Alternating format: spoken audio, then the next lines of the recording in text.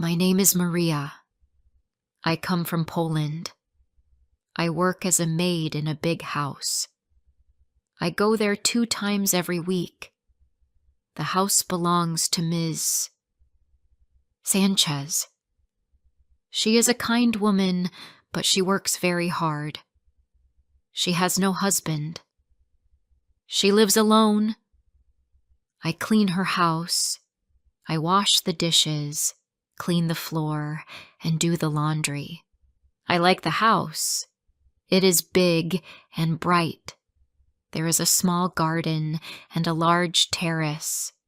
On nice days, the sun shines there all morning. Ms. Sanchez has 1 son. His name is Daniel. He is around 30 years old. He does not have a job. He lives with some friends in another part of the city. Sometimes he comes to visit his mother. He comes early in the morning, sits on the sofa, and watches television. When the weather is good, he sits on the terrace and drinks beer. I see him often when I clean. He is quiet and does not talk much. He says hello, and that's all. He drinks many bottles of beer. I always carry the empty bottles to the basement. There are many beer cases there. The basement is dark and cold. I do not like going there, but it is my job. Ms. Sanchez works at a factory. She leaves the house early and comes home late. Sometimes she calls me when I am cleaning. She asks, "Maria, is Daniel at home? Is everything fine?" I always answer, "Yes, Ms. Sanchez, everything is fine." It is true most of the time. I respect Ms. Sanchez. She works very hard and she is always tired, but she never complains. She talks kindly to me and pays me on time.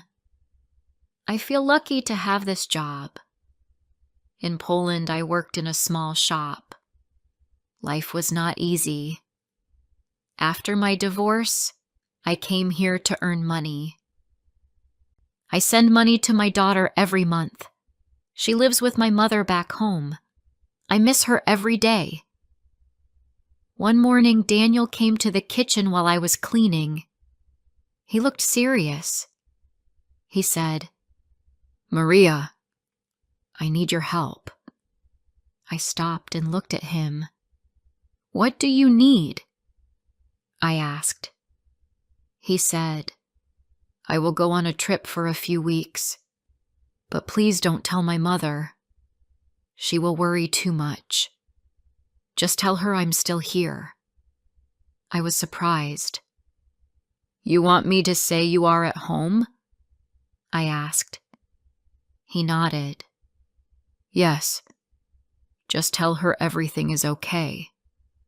She always calls you to ask about me. Please, Maria." He looked at me with tired eyes. I did not want problems, but I felt sorry for him. So I said, "Okay, no problem." He smiled a little and thanked me. The next morning, I saw him leaving the house. He had a small bag with him. I thought maybe he really went on a trip. After that, I did not see him again. The days after that were quiet.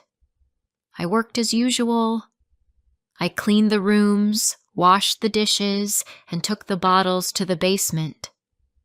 I did not hear the television anymore. The house felt empty, but I did not say anything. Ms. Sanchez still called me every evening. She asked the same question every time. "Maria, is Daniel at home?" I said, "Yes, Ms. Sanchez, everything is fine." It was a lie, but I told myself it was a small one. I did not want her to worry. After 2 weeks, Ms. Sanchez came home early from work. I was cleaning the kitchen. I was surprised to see her. She said, "Maria, I came early today. I wanted to see Daniel. Is he home?"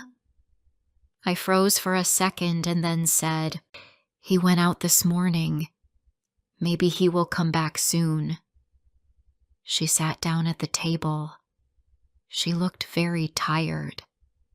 "He never answers my calls," she said. "I don't know what is wrong. I just want him to find work. I can't take care of him forever." I felt sorry for her. I said, "He will be fine. Maybe he just needs time." She gave a small smile. "Maybe you are right, Maria," she said. Then she went to her room to rest. When I finished my work that day, I went down to the basement to put away some empty bottles. I turned on the light and saw that some beer cases were open. I saw some bottles missing. There were broken pieces of glass on the floor. I did not understand. Daniel was gone, but someone had been here. I cleaned the mess and threw away the broken glass. I felt a little nervous. Maybe Daniel came back for some bottles. Maybe he forgot something. I did not know. I tried not to think about it. The next few days were the same. Ms. Sanchez worked late, and I kept the house clean. Sometimes she left food on the table for Daniel. She thought he would come home while she was away. But every morning, the food was still there. I threw it away and said nothing. Each time the phone rang, I felt worried. I was afraid Ms. Sanchez would ask to speak with Daniel. When she called, I said he was sleeping or taking a shower. I did not like lying, but I had promised Daniel. One morning, when I came to the house, I saw the back door open. I thought maybe Ms. Sanchez forgot to close it. I called, "Hello? Is anyone home?" But there was no answer. The house was quiet. I checked the terrace, then went downstairs to the basement. This time, more bottles were missing. I felt afraid. I was sure Ms. Sanchez did not go there. She hated the basement. Who was taking the bottles? That evening, Ms. Sanchez called again. "Maria, is everything okay?" she asked. I wanted to tell her the truth, but I could not. "Yes, Ms. Sanchez," I said quietly. "Everything is fine. Daniel is here." I ended the call and sat down in the kitchen. My hands were shaking. I looked at the dark basement door and felt cold. I had promised to keep Daniel's secret, but now I started to feel that the secret was growing bigger every day. Before I continue rest of the story, please like, subscribe, share, and tell me where you are listening from. Your support means a lot to me. Now let's continue. The next week felt longer than usual. I worked as always, but I could not stop thinking about the open basement and the missing bottles. Every time I went down there, I counted them. Each time, there were fewer. I started to lock the basement door after cleaning. Still, I felt nervous. One morning, when I came to the house, I saw a man near the back gate. He was tall and wore a dark jacket. I could not see his face. When I looked at him, he turned around and walked away quickly. My heart beat fast. I went inside and locked the door. The house was quiet and everything looked normal, but I could not stop thinking about that man.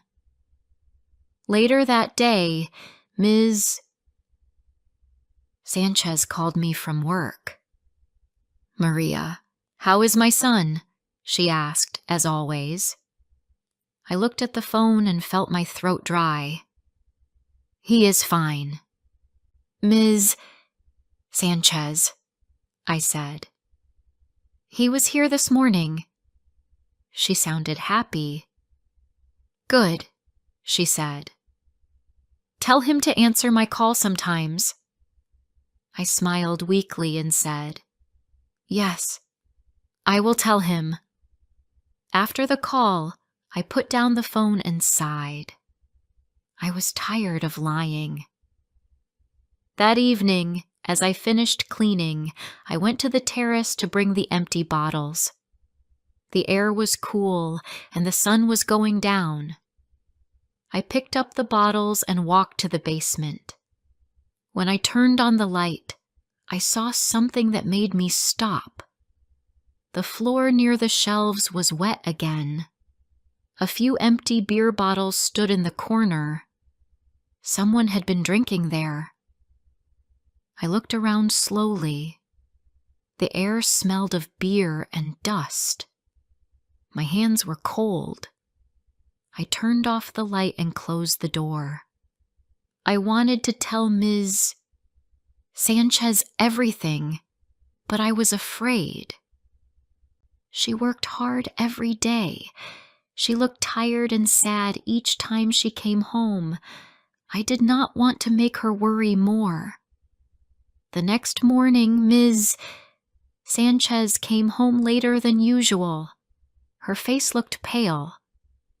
"Maria," she said softly, "I got a strange message from Daniel last night. It came from an unknown number. He only wrote, 'Don't worry, I'm okay.' Nothing else."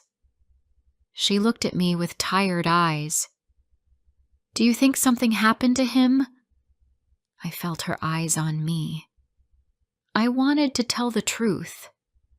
I opened my mouth, but then I saw how tired she looked.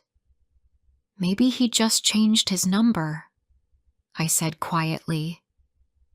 "He will come soon." "Ms. Sanchez nodded slowly. "I hope so," she said. "He is my only family." When she left for work again, I sat down in the kitchen. I felt heavy and alone.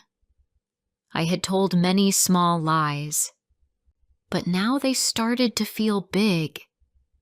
I didn't know what Daniel was doing or if he was even safe. A few days later, when I arrived at the house, I saw the front door open. I called out, "Ms. Sanchez?" But there was no answer. I walked inside. The lights were off. My shoes made small sounds on the floor.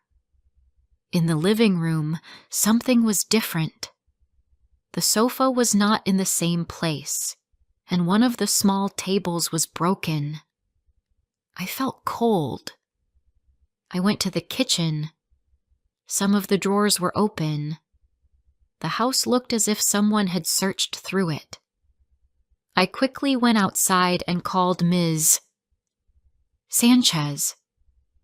"Ms. Sanchez, the door is open," I said. Her voice sounded worried. "What? Are you sure?" she asked. "Yes," said. "Some things are moved." She told me to wait outside until she came home. When she arrived, we went in together. She looked around in silence. Then she said, "The basement. We must check the basement." I followed her down the stairs. My hands were shaking. She opened the door, and we saw what I feared. Many beer cases were gone. There were empty spaces where the bottles had been. The floor was wet again. "Ms. Sanchez looked at me. "Maria, did you see anyone?" she asked. I said, "No, Ms. Sanchez. Only one time. A man near the gate." She sighed deeply and covered her face with her hands. "Maybe Daniel," she said softly. "Maybe he came here." I did not say anything. She looked around the basement again, then turned off the light. "I'll call the police if it happens again," she said. "But for now, we'll just clean this." I helped her carry the broken bottles to the bin. She didn't talk much. I could see she was worried. That night when I went home, I could not sleep. I kept thinking about Daniel. Where was he? Why did he lie to his mother? Why did he ask me to keep this secret? I remembered his face that morning in the kitchen. He looked tired and afraid. Maybe he was in trouble. The next week, Ms. Sanchez worked longer hours. She looked older and sadder. "I don't understand," she said one evening. "Daniel used to call me every day. Now he doesn't. I only get short messages. Something is wrong." I tried to comfort her. "Maybe he is busy," I said, but my voice sounded weak.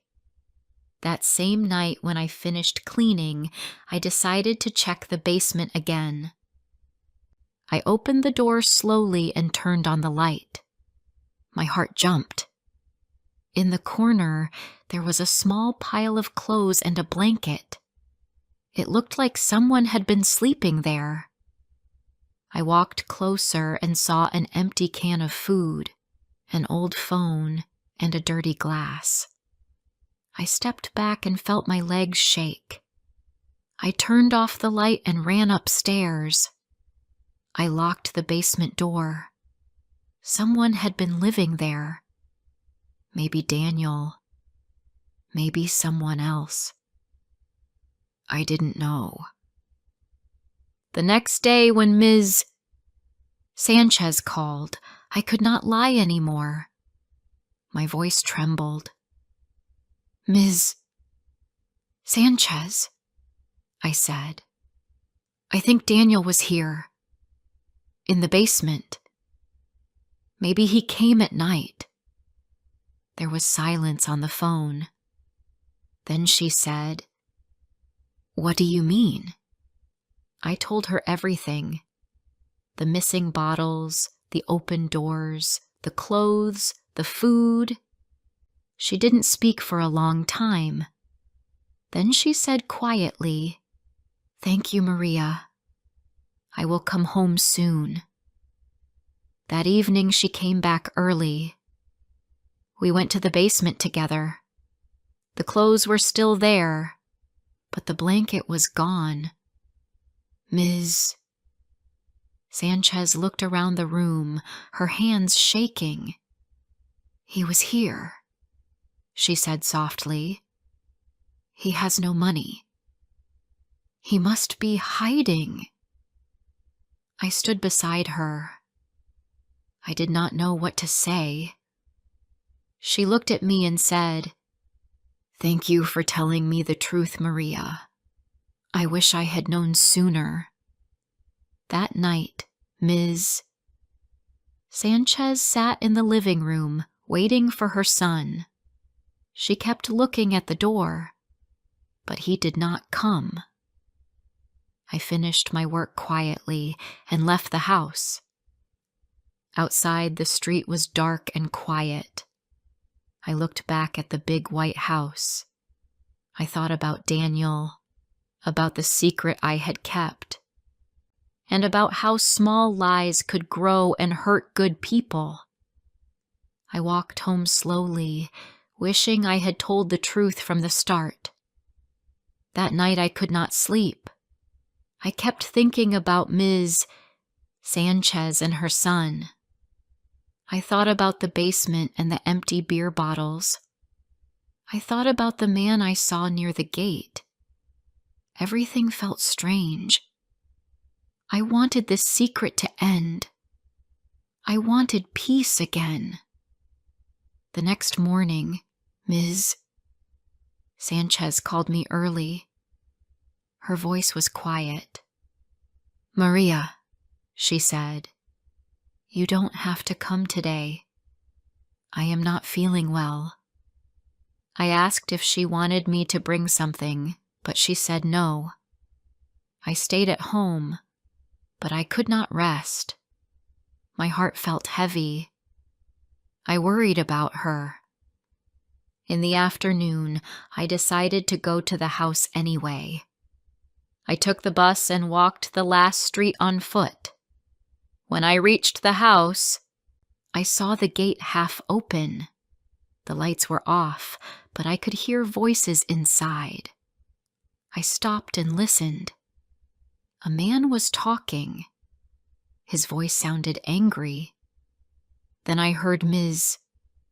Sanchez. Her voice was soft, but sad. I pushed the door open slowly and went inside. Ms. Sanchez was sitting at the table. Across from her sat Daniel. He looked very thin, and his clothes were dirty. When he saw me, he stood up. "Maria," he said. His eyes looked tired. "Ms. Sanchez looked at me too. Her hands were shaking. "He came this morning," she said. "He was in the basement again." Daniel looked down. "I had no money," he said. "I was living with some people. They took everything from me. I had nowhere to go. I came here at night to drink, to sleep. I didn't want you to see me like that." Ms. Sanchez started crying. "You should have told me," she said. "You are my son." Daniel said nothing. He looked ashamed. He turned to me. "Thank you, Maria, for not telling her too soon," he said. "I just needed time." I looked at both of them. I felt sorry for them. Ms. Sanchez worked hard every day. She wanted to help her son, but he was lost. I said quietly, "Ms. Sanchez, maybe now everything can be better. He is here. You can help each other." Daniel nodded. "I will try," he said. "I promise I will change." His mother looked at him, her face full of pain and love. "I hope so," she whispered. That evening, Ms. Sanchez asked me to stay for dinner. The three of us sat at the table. The food was simple, soup and bread. The air was quiet. Daniel ate slowly. He said he would look for a job soon. Ms. Sanchez did not say much, but she seemed calmer. After dinner, I helped clean the table. Ms. Sanchez came to me and said softly, "Maria, thank you. I was blind. I thought my son was fine. I didn't see the truth. I know you wanted to protect me. I forgive you." Her eyes were kind but tired. I wanted to cry. "I only did what I thought was right," I said. "I didn't want to hurt you." She took my hand. "You are a good woman. Sometimes lies start small, but they grow big." I learned that today. The next few weeks were different. Daniel stayed in the house. He helped his mother with small things. He cleaned the garden and painted the fence. I saw him often when I came to work. He was quiet but polite. Sometimes he carried the heavy boxes for me. Ms. Sanchez smiled more. She looked less tired. She still worked in the factory, but when she came home, she and Daniel sat on the terrace together.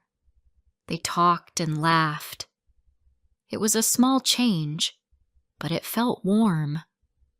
One day when I was cleaning the kitchen, Daniel came in with 2 cups of tea. He said, "Maria, I want to say thank you. I know you tried to help. I was lost, but now I am trying to be better." I smiled and said, "That's good, Daniel. Your mother loves you very much." He nodded. "I know. I didn't see it before. I only thought about myself. Now I see how much I hurt her." He looked out the window. "I want to make her proud." I looked at him and felt hope. He seemed honest. I wanted to believe he would change. A few months passed. The house felt brighter. There were no more empty beer bottles on the terrace. The basement was clean again. Ms. Sanchez started baking on weekends. Sometimes she gave me a piece of cake to take home. "For your daughter," she said with a smile. One afternoon, when I was about to leave, Ms. Sanchez called me from the terrace. "Maria," she said, "come here for a moment." I walked out and saw her sitting with Daniel. There were flowers on the table and 2 cups of coffee. She said, "I have good news. Daniel found a job in a small shop. It's not much, but it's a start." I smiled. "That's wonderful," I said. Daniel looked shy but happy. "Yes," he said. "It's a small store near the market. I work in the mornings. I feel better now." I looked at them both and felt peace. For the first time in many weeks, everything looked normal. That evening when I walked home, I thought about everything that had happened. I remembered the first day I met Daniel. I remembered how I carried his empty beer bottles to the basement. I remembered how I kept his secret. It started as a small thing, but it became something heavy. Still, in the end, it brought the truth. Now, Ms. Sanchez was smiling again. Daniel was working. And I had learned something important. Secrets can grow like shadows in a house. But when we tell the truth, light comes in again. The next time Ms. Sanchez called me, she did not ask, "Is Daniel home?" She only said, "Maria, how are you? How is your daughter?" Her voice sounded light, almost happy. I smiled and said, "We are both fine, Ms. Sanchez. Thank you." When I put down the phone, I looked out of the window. The evening sun made the sky soft and gold. I thought of my daughter in Poland, my small apartment, and the quiet work that waited for me the next day. Life was still simple, but now it felt calm again. The secret was gone. The house was clean. And for the first time, I felt I had done something good. Not just as a maid, but as a person. Thank you for listening to this story. If you enjoyed this story, please like the video and subscribe to English Medium Stories. Stay with us for more classic stories in easy English. Ta. My name is Mrs. Logan. I work for a big computer company. I sell software to other companies around the world. My job is busy and full of travel. I go to many cities and meet many people. I talk about our products and try to make new sales. I am good at my work, and my boss is proud of me. My company is famous. Our clients are very big companies like BMW, Siemens, and Airbus. They trust us because our software helps them do their jobs faster. When I visit them, I feel proud. I wear my best suit and carry my laptop everywhere. I speak with confidence. People listen to me. I earn good money. I stay in nice hotels. I fly in business class. On paper, my life looks perfect. But deep inside, I am tired. I wake up early, fly to another country, meet people all day, eat dinner alone, and then go back to my hotel room. Every day feels the same. I have no time for my friends or family. Sometimes, when I look out of the airplane window, I ask myself a question. Is this what I want for the rest of my life? I think about my years of hard work. I have money, but I do not have peace. I start to dream about doing something different. At first, I try to ignore the thought. I tell myself that I have a great job and I should be thankful, but the idea does not leave my mind. Every month the feeling grows stronger. I want to have my own company. I want to make my own choices. I want to sell not only one product, but many. I believe I can use my experience and my contacts to build something new. I begin to plan quietly. At night, after finishing work, I sit in my hotel room and write notes. I list what I will need to start my own business.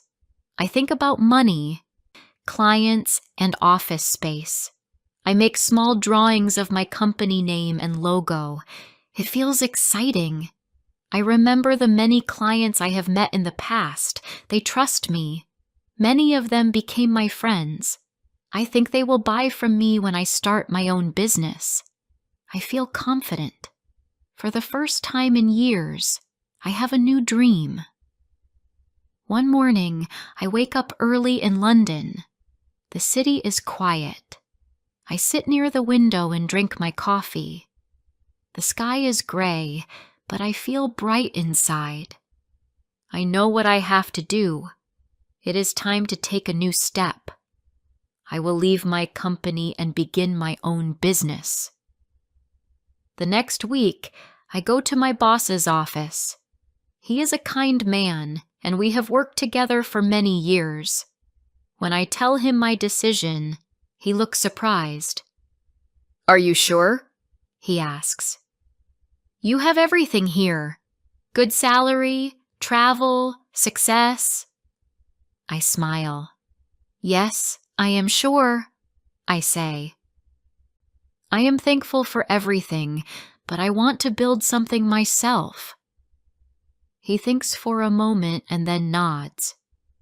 I will be sad to see you go, he says softly. But I respect your choice. You are brave. We shake hands. When I leave his office, I feel light. I walk through the hallway and look around. I remember my first day here. I remember my long nights, my big presentations, my happy moments. Now, I am closing this chapter. At home that night, I tell my friends about my decision. Some say it is a good idea. Others say it is risky. I listen, but my mind is clear. I know this is what I want. I want freedom. I want to use my own name on my business card. Over the next few weeks, I start to prepare everything. I open a small bank account for my future company. I look for an office. I talk to a lawyer about registration papers. I call a designer to make a simple logo with my name, Logan Global Sales. Every evening I work on my plan. I write down names of people I can contact. I make a list of companies that might sell through me. I feel busy again, but this time it feels different. I am working for myself. Finally, the day comes when I leave my job. My team gives me flowers and a small card. They thank me for my hard work. We take a photo together. I feel happy, but emotional. I have spent many years here, and now it is time to say goodbye. When I walk out of the building, the sun is shining. The air feels fresh. I stand outside for a moment and look at the street. Cars are passing, people are walking. Life goes on. I take a deep breath. I feel nervous, but also free. In the next days, I start to set up my new office. It is small but clean. I buy a desk, a chair, and a computer. I hang a small sign with my company name on the wall. My first day as a business owner begins. I wake up early and make a cup of tea. I sit at my desk and turn on my laptop. I look at the empty inbox and smile. This is my new beginning. I open my notebook and write my first line. Today, I start my own business. I spend the whole morning writing emails to my old clients. I tell them about my new company. I thank them for their past work and say I hope we can work together again. I send 10 emails, then 20, then 30. I wait for replies. In the afternoon, a few messages come back. Some people congratulate me. Some ask for more information. I feel excited. I believe that soon I will get my first big order. I start to make calls and talk with energy. When I close my office at night, I feel proud. I walk home with a smile on my face.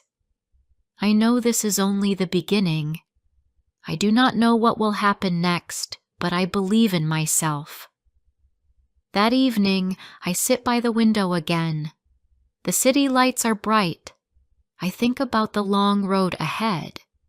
I feel hope and courage. I tell myself quietly, tomorrow will be even better. At that moment, I do not know what challenges will come. I only know that I have started a new life. My life. Before I continue rest of the story, please like, subscribe, share, and tell me where you are listening from. Your support means a lot to me. Now let's continue. The first weeks of my new company are full of energy. I wake up early every morning. I drink my tea, open my laptop, and check my emails. I write to my old clients and tell them about my new business. Some of them answer quickly. They say, "Congratulations, Mrs. Logan." Their words make me happy. I feel ready to work hard and show everyone that I can do this. I visit a few old clients in person. I fly to Germany, then to France. I show them my new products. I speak with confidence and tell them about my ideas. They smile and listen. They say nice things like, "It's good to see you again." But when I ask them to buy, they become quiet. Some say they will think about it.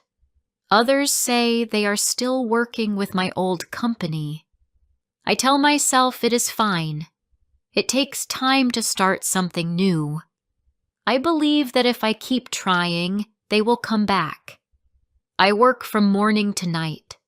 I make new plans and send more emails. I join business meetings online. I try to meet new clients. I talk to small companies that might need my help. I even lower my prices. I want to make at least one big sale. One week, I get a message from a company in Spain. They say they are interested in my products. I feel so excited that I cannot sleep. I prepare everything for the meeting. I print documents, make a small presentation, and wear my best suit. The meeting goes well.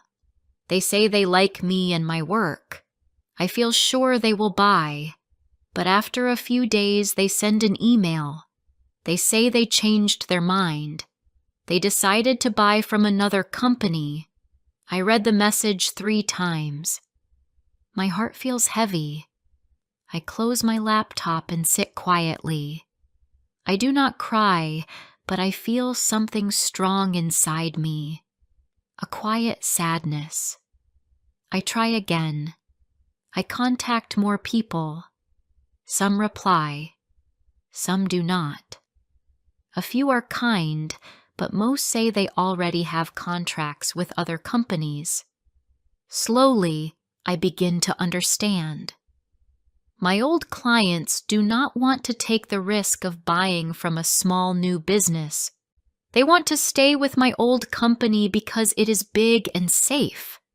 I do not give up. I still have hope. Every morning I tell myself, today will be better. But days turn into weeks, and weeks turn into months. My phone does not ring much anymore. I send many emails, but few people answer. I start to feel lonely in my small office. My assistant, Laura, is a young woman. She works hard and tries to help me. Sometimes she brings me coffee and says, "Don't worry, Mrs. Logan. Things will change." I smile at her, but I know it is not easy. She is kind, but I can see in her eyes that she is also worried. Each month, I pay rent for the office, salary for Laura, and other bills. I open my bank account and look at the numbers. The money is slowly going down. I start to feel scared. I worked so many years to save this money, and now it is disappearing. I begin to wake up at night and think about what to do next. I decide to make one more big effort. I travel to another business event in Paris. I print new brochures, practice my speech, and prepare a table to show my products. I smile at everyone and hand out my cards. Many people stop to talk, but no one makes a real order. At the end of the day, I sit alone in the hotel room. I feel tired and small. When I come back home, the office feels even more quiet than before. I open my email, and there are only 2 messages. One is from a company saying no, and the other is an advertisement. I close the laptop and sit still for a long time. I think about my life. For many years, I was a strong woman. I traveled the world, met important people, and made big deals. Now, I sit in a small office, waiting for a call that never comes. I feel sad, but I try not to show it. I tell myself, it is just business. Sometimes it works, sometimes it doesn't. One afternoon, Laura comes into my office. She looks nervous. "Mrs. Logan," she says softly, "maybe we can move the office to a smaller place. The rent here is high." Her words are true. I know she is right. I look at her and say, "Yes, I will think about it." That evening, I sit in my kitchen at home. I make tea and look around. The house is quiet. I think about how fast life changes. Just a year ago, I was busy, running from meeting to meeting. Now, I have all the time in the world, but I do not feel free. I feel lost. The next morning, I go to the park before work. I walk slowly and watch the trees move in the wind. The air feels fresh, and the sunlight touches the water. For a moment, I forget about my business. I remember the years I worked for my company, the people I met, the cities I saw. I realize I have lived a full life. When I arrive at the office, I look at Laura and say, "Thank you for your hard work. You can start looking for another job. I think I will close the company soon." Her eyes become wet, and she says, "I understand, Mrs. Logan. You did your best." After she leaves that day, I sit alone at my desk. I open my laptop one last time. I write a few final emails to my clients, thanking them for their time. I delete old files and turn off the computer. The office feels empty and silent. The next week, I close the office officially. I sell the furniture and cancel the rent. I pay Laura her last salary and give her a small gift. She hugs me and says, "You are a strong woman, Mrs. Logan. You will be okay." I smile and thank her. At home, I open my drawer and take out a small photo of myself from 10 years ago. I am standing next to a plane, smiling proudly. I look at that photo and think, that woman worked hard. She gave everything. I do not feel angry or sad anymore. I feel calm. I walk to the window and watch the sunset. The sky is orange and soft. I realize that maybe it is time to rest. I have worked for so many years. I have traveled the world, earned enough money, and learned many lessons. Now, maybe I do not need to fight anymore. That night, I sleep well for the first time in months. When I wake up the next morning, the sun is shining through the curtains. I make coffee and sit by the window. I do not have to go to the office today. I feel quiet inside. In my heart, I know this is not the end of my story. It is the start of a new one. I do not know what will come next, but I am ready to find peace again. After I close my company, my days become quiet. For the first time in many years, I do not have a full schedule. I wake up early, but I do not rush anywhere.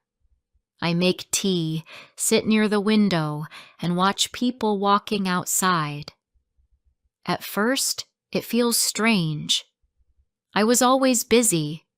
I always had meetings, flights, or calls. Now, I have time, and I do not know what to do with it. In the beginning, I feel a little lost. I open my laptop every morning, but there are no emails to answer. I clean my house, I read newspapers, and I go for walks. I meet my old friends for coffee. They ask me about my business. I tell them the truth. It did not work, I say, but it is okay. I learned a lot. Some of them look surprised, but I smile. I am not sad anymore. One day, I visit my sister. She lives outside the city in a quiet area near a small lake. When I arrive, I feel calm. The air is fresh, and the sound of birds fills the garden. My sister cooks lunch for us, and we sit outside under a big tree. She looks at me and says, "You look tired. You need rest." I laugh softly and say, "Maybe you are right." After lunch, we walk near the lake. The water is clear and still. I watch the sunlight dance on the surface. For a long time, I just stand there and breathe. I feel something I have not felt in years. Peace. That night, I sleep better than I have in a long time. A few weeks later, I decide to move. I find a small house near my sister's lake. It has a garden and a big window that looks out to the water. I buy it with my savings. It feels like the right choice. I want a quiet life now. The first morning in my new home is beautiful. I wake up to the sound of birds singing. The sun comes through the curtains, and the lake shines outside my window. I make a cup of tea and sit in the garden. The air smells fresh, and I can hear the wind in the trees. I feel calm and safe. I do not miss the noise of the city or the sound of phones ringing. Every day I make small routines. I water my flowers. I cook simple meals. I walk by the lake. Sometimes I meet my sister, and we sit together and talk. She tells me stories about her children. I listen and smile. My life is slow now, but it feels full. Sometimes I think about my past. I remember the years of hard work, the meetings, the flights, and the long days in hotels. I also remember the feeling of excitement when I started my own company. I tried my best. I was brave. Even if it did not work, I am proud that I tried. I followed my dream. That is something I will always keep in my heart. One evening, I sit by the window and watch the sunset. The sky turns pink and orange. The water is quiet, and everything feels peaceful. I think about the word success. For many years, I thought success meant money, power, and a big job. But now, I understand that success can mean something else. It can mean peace. It can mean time to enjoy the day. It can mean feeling safe and free. I take out an old photo album. I look at pictures from my travels, me in Paris, me in Tokyo, me in New York. I smile. I remember the people I met and the lessons I learned. My life was full of movement and work, but now it is full of calm. Both are important. Sometimes my old coworkers send me messages. They tell me about new projects or travels. I am happy for them, but I do not miss that life. I tell them I am fine, living near the lake, reading books, and enjoying the quiet. They say I sound happy, and I am. One morning, I walk to the small cafe near my house. The owner knows me now. He greets me with a smile and says, "Good morning, Mrs. Logan. The usual tea?" I smile back and sit by the window. I read the newspaper and watch people walk by. I like this simple feeling. I do not hurry anymore.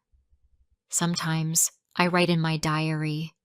I write about my day, my thoughts, and my memories. I write that life changes, and that is okay.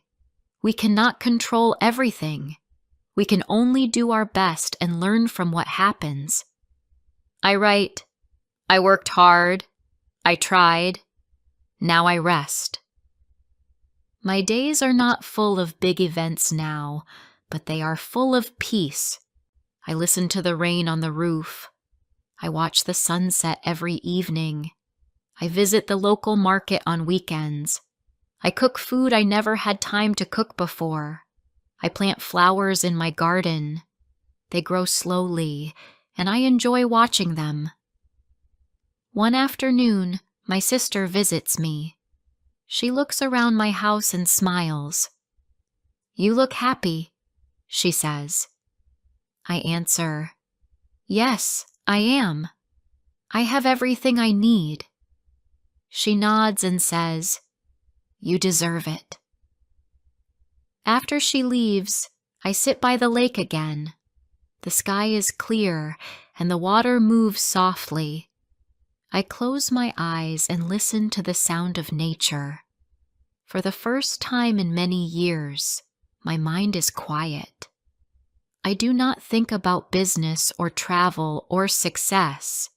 I just sit and enjoy the moment. I realize that this is what I was looking for all along. I worked hard to reach this peace. I wanted freedom, and now I have it. I do not need to prove anything anymore. I do not need to be busy to feel important. I am happy just being here. As the sun goes down, I whisper to myself, "This is my reward." I smile and go back inside my house. I make tea, sit on my sofa, and open a book. I read slowly, enjoying every page. My home is warm, the air is soft, and I feel safe. After all the years of work and travel, I have found comfort. Real comfort. It is not in hotels or airplanes. It is in peace, quiet, and time to breathe. I worked for many years to earn this rest. Now I am living it. I am Mrs. Logan, and this is my life. I tried, I worked, I learned, and now I rest. My story ends here, not with a job or a deal, but with peace. And that, for me, is true success. Thank you for listening to this story.